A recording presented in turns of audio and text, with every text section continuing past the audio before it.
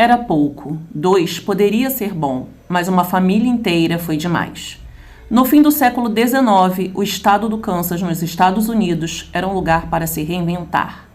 Muitos de seus habitantes eram foras da lei, que saíam do norte e do leste em busca de um recomeço. E esse recomeço poderia ser para o bem ou para o mal.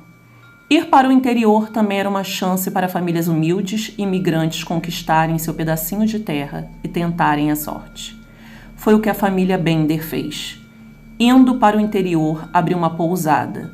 A família era formada pelo marido, esposa, um filho mais velho e um caçula, que compartilhavam uma rotina pacata. No entanto, por trás da máscara de normalidade e amor, escondia-se uma realidade perversa. John e Marlee Bender, junto aos filhos John Jr. e Kate, eram assassinos em série que faziam suas vítimas na mesa do jantar.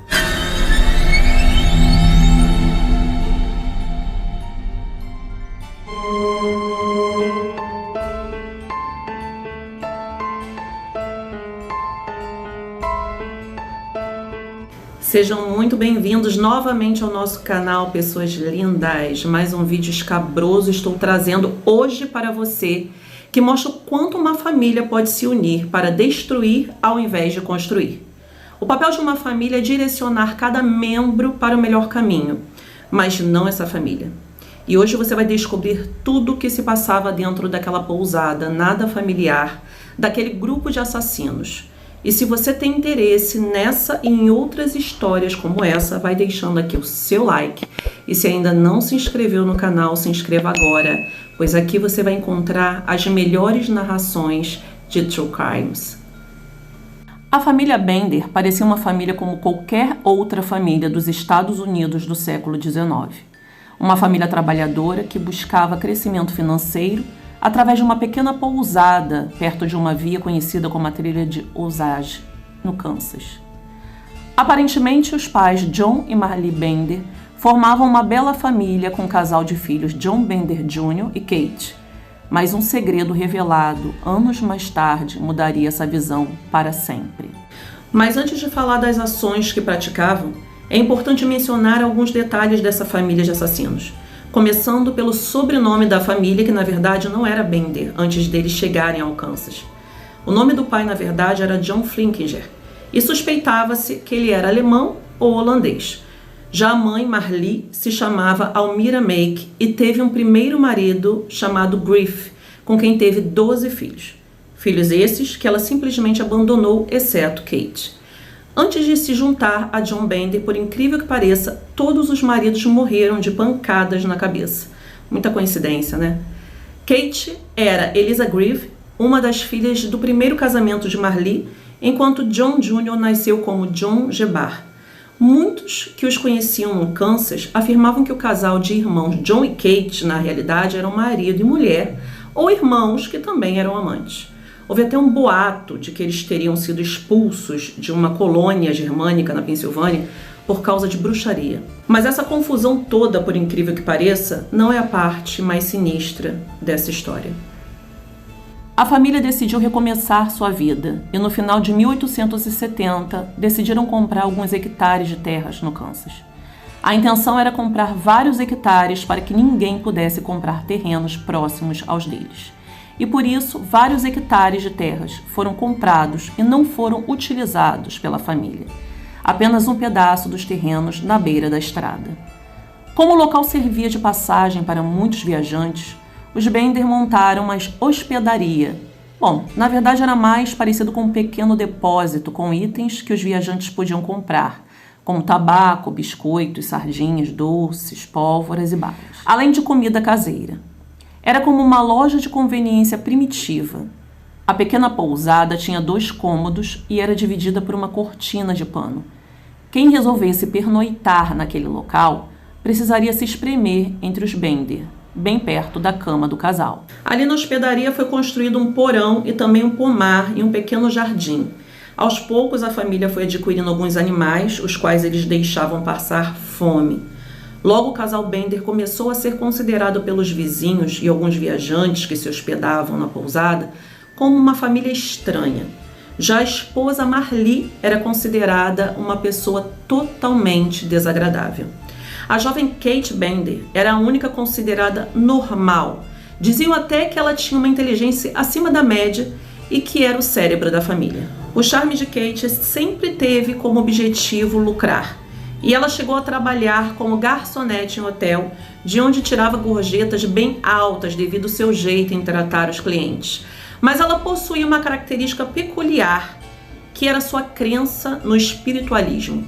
Além de acreditar nisso, ela oferecia serviços neste ramo, fornecendo leituras místicas, dizia conseguir encontrar objetos perdidos, curar doenças com ervas e raízes e vendia feitiço por escrito.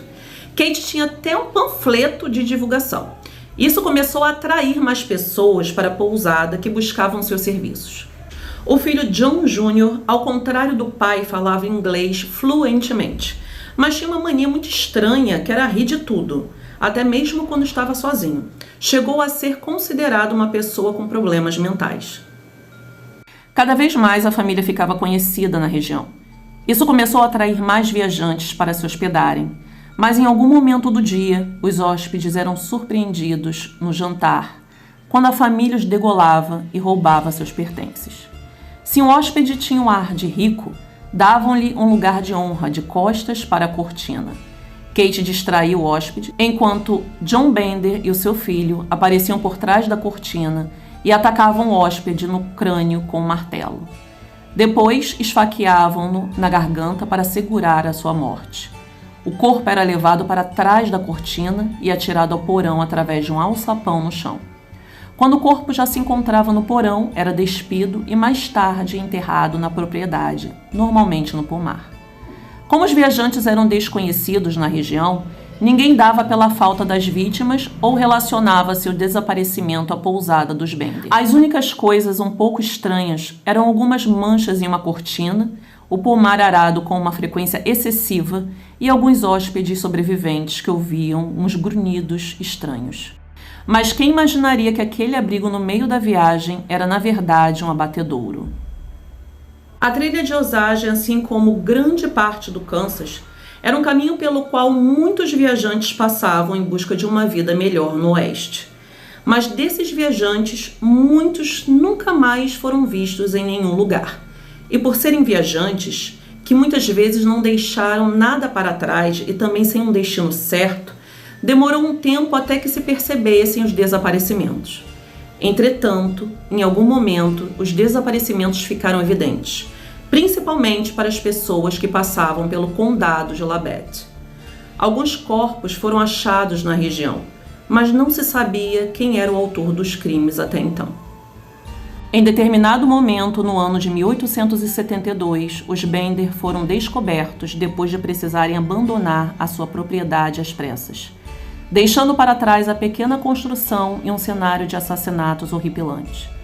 Porém, para que isso tudo acontecesse, o cerco começou a se fechar, quando naquele ano, um homem chamado George Launcher, junto de sua pequena filha, resolveu sair do Kansas, para ir a Iowa após a morte de sua mulher. Mas eles nunca chegaram ao destino. Porém, uma pessoa que os conhecia resolveu ir atrás quando não teve mais notícias de George e sua filha. Mas o pior para a família Bender era o fato desse homem chamado Dr. William York, que seguiu a trilha de pai e filha ser um homem muito influente na sociedade. E nessa procura pelos dois, o próprio William desapareceu. E claro que pelas mãos da família de assassinos. Porém, os Bender mexeram com a pessoa errada, pois aquele homem era irmão de duas personalidades poderosas na época, o coronel Ed York e o senador do Kansas, Alexander York. E em 4 de maio de 1873, pouco tempo depois do desaparecimento do Dr. York, o coronel chegou à estalagem e explicou aos Bender que o seu irmão tinha desaparecido e perguntou-lhes se eles não o tinham visto. Eles sugeriram que talvez ele tivesse arranjado problemas com os nativos da região. O coronel concordou com essa possibilidade e os Bender serviam-lhe jantar.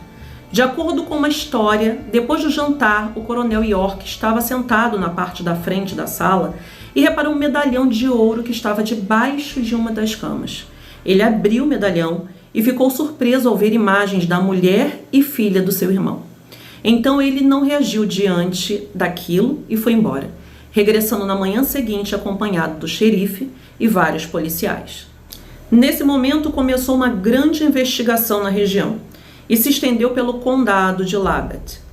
A família York estavam determinados a encontrar explicações sobre o paradeiro do seu irmão e depois de uma denúncia de uma mulher que relatou ser ameaçada pela senhora Bender com uma faca, as atenções foram voltadas para a família de assassinos. E em um encontro entre os moradores da cidade, todos, incluindo os Bender e o coronel York, concordaram em ter suas casas vasculhadas à procura de informações sobre os desaparecidos. Depois de alguns dias de chuva forte que prejudicaram essa ação, os Bender fugiram antes da revista por sua propriedade, levando sua carroça, seu cachorro e os pertences de suas vítimas. Cientes disso, as autoridades invadiram a pousada da família e encontraram um cenário devastador. Na parte de trás da casa, o alçapão levava a um porão que estava coberto de sangue e um cheiro muito forte, mas nenhum corpo foi encontrado ali, levando os investigadores para o quintal da casa onde ficava o pomar, onde havia locais com a terra que parecia sempre arada. 10 corpos foram encontrados no local, todos com os crânios amassados, incluindo o do Dr. York e sua filha. Porém, pelo menos 21 mortes são atribuídas aos Bender. Entre os corpos chamou a atenção das autoridades uma de uma menina de aproximadamente 8 anos de idade, que estava severamente mutilado. Uma recompensa de mais de $2.000 foi oferecida, mas os Bender nunca foram encontrados. Houve muitos boatos de que Marlee teria matado John logo depois da fuga. Outro boato era que o próprio John teria se matado no lago Michigan em 1884. As notícias sobre os crimes da família se espalharam, e logo pessoas relatavam terem visto os Bender em Nova Orleans, Nova York, na Cidade do México, em Havana e até mesmo em Paris. A paranoia era tão grande que um teatro, em certo momento, chegou a expor um casal alegando serem o pai e a mãe Bender, mas ninguém provou a identidade dessas pessoas. 16 anos após a descoberta dos crimes, 2 mulheres foram presas em Michigan por suspeitas de serem a mãe e a filha. Elas foram arrastadas para o Kansas para enfrentar um julgamento, mas ninguém conseguia definir se elas eram realmente as assassinas. Sem comprovação, as mulheres foram liberadas. Os boatos só prejudicavam e atrasavam as buscas. Muitos cidadãos do Kansas tinham certeza de que os Bender haviam sido mortos em 1873, quando sua carroça foi descoberta cravada de balas. Muitos homens tentavam reivindicar a glória de ter matado a família de serial killers e muitos fizeram declarações afirmando terem feito isso. Mas até hoje não se sabe qual foi o destino dos Bender. E hoje, mais de um século depois do caso, ninguém tem pistas reais do que realmente aconteceu à família. A casa deles, no Kansas, foi demolida ao longo dos anos. Hoje não resta nenhuma pista nem de onde ela está localizada. Mas alguns dizem que a propriedade é assombrada pelos fantasmas das vítimas. E esse foi o nosso caso de hoje do canal Serial Crimes, onde vemos que se um assassino pode fazer estragos, quem dirá uma família inteira de pessoas cruéis e insanas, que fez com que essa família se tornasse a primeira família de crimes em séries dos Estados Unidos. Coloque aqui nos comentários sua opinião sobre esse caso e quero agradecer a todos por terem chegado até o final desse vídeo. Espero todos vocês aqui na próxima sexta-feira. Não vá embora sem deixar seu like aqui. Uma ótima semana a todos.